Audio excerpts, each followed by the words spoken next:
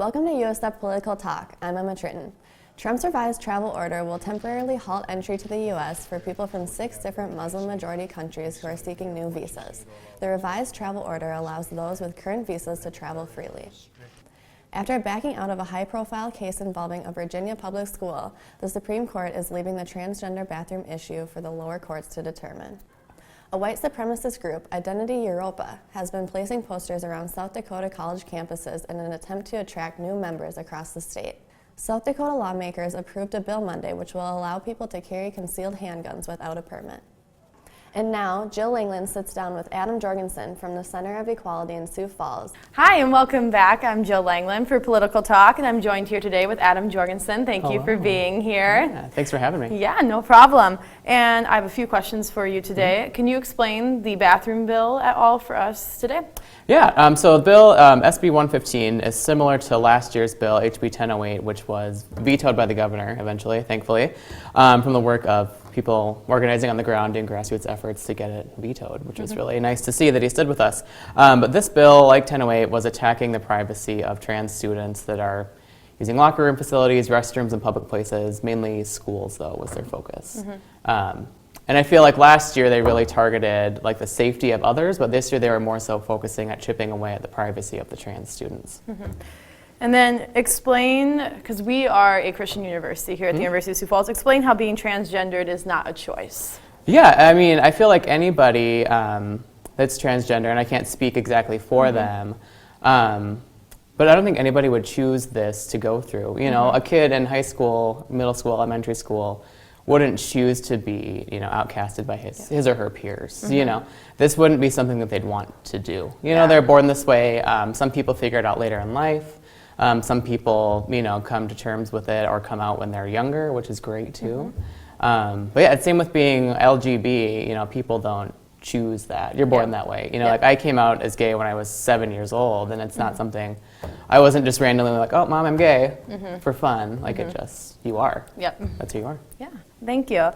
And do you have any input on what it's like to be LGBTQ here in a conservative state like South Dakota? Yeah, being I guess, gay in South Dakota, at times it can be difficult, and with the current political climate, it does feel a little bit like we are kind of losing ground, which is, it's discouraging, but I want to encourage people to keep their hopes up. You know, there are people fighting for them out there. The Center for Equality is there for everybody, LGBT and everyone in between. So there are organizations like us and the ACLU, and even Planned Parenthood that are there fighting for us, politically and otherwise. You know, and I think and even universities like USF, there are people here within these walls that are there for you. Yes, very true. And then do you have any ideas on how both sides can be helped on this issue? Like how they can be helped with? How they can both feel like they have their voices heard on both sides, like on the transgender side and on the people who are for this bill. Oh, sure. So I guess I can see where the people that are proposing the bill have concerns. I do my best to try and see both sides of it so I can understand it better.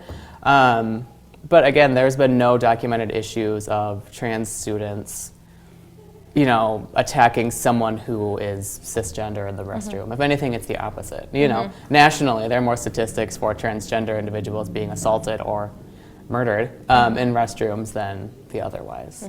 So I think both sides have valid concerns, but I think bills like this are proposed out of fear of the unknown, I think. So I think it's just these two sides coming together and talking more and putting a face to the issue. You know, and I think that's why this bill was struck down immediately and why HB 1008 was eventually vetoed is because, you know, Governor Daugaard met transgender people and he's like, oh my gosh, they're real people. You know, surprisingly, they were all real people. So I think doing that with both sides kind of puts everyone at ease.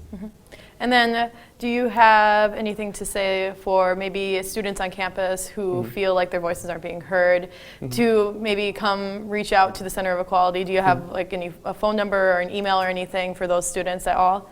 Definitely, yeah. I think kids at USF that feel like their voices aren't being heard should definitely reach out to, you know, us at the center, either info@thecenterforequality.org is our email, Our phone number is 605-610-9206, I believe.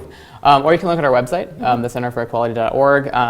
And I also encourage you to contact your instructors. You know, when I was in school here, I had a very good relationship with my advisor at the business school. And she was very nice and supportive. And it was a really great relationship. So I encourage people to not be afraid to ask those questions.